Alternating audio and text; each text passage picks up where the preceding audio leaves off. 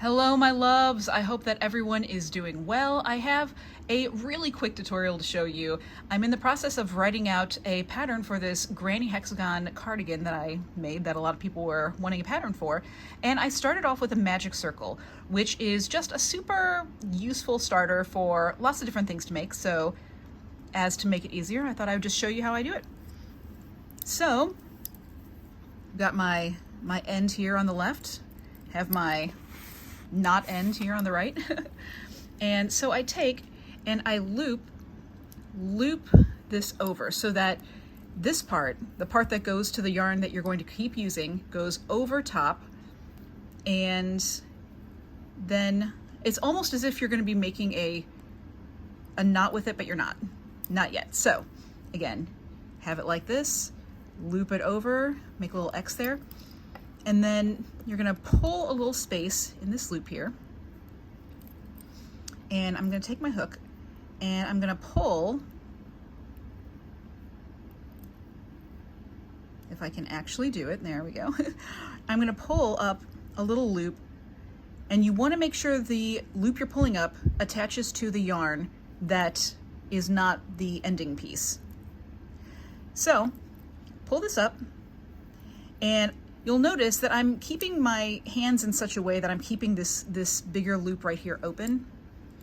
So again, you got your loop here, go in here, pull up another little loop, and you'll have to kind of figure out what's easiest for you on how to hold all of this. But yeah, so you want it to be relatively tight. And so then I'm gonna chain 3, 1, 2, 3, and you don't actually need this bottom loop to be quite as big as I've made it. I'm just doing that to show you. But then I'm going to show you how I'm starting for this granny hexagon cardigan. But you know, if you were doing a hat or a plushie or anything like that, you could just start making a whole bunch of double crochets in here and just keep going, probably about like 6, 7, 8 times, something like that, and then you'd pull it closed. But since I'm doing something specific, I'll show you how to do that.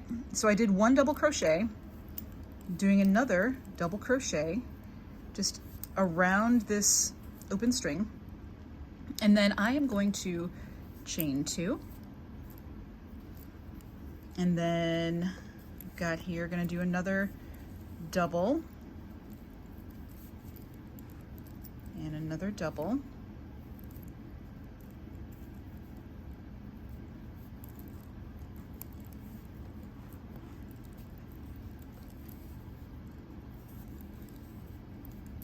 okay. So you see how I have these two little clusters now.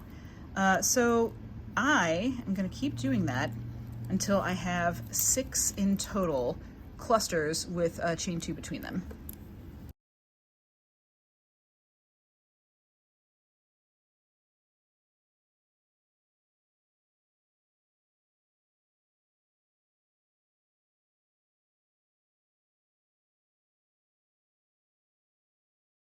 Okay, so now I have all 6 of my clusters, and I'm going to end up with a chain 2.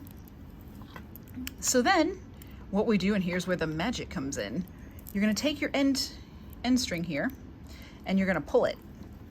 Give a nice pull, and now you'll notice that this loop has closed, and it's really nice because you can do you know, like a chain 4, slip stitch it closed and use that loop. But the nice thing about doing it this way is that when you pull this closed, it'll completely leave no gap here in the center.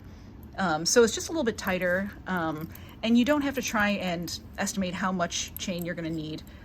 So to end this, I'll just take here and I will slip stitch kind of right through that first chain 3 that I did. And so there you have it, the start of our granny hexagon. Hope that's helpful.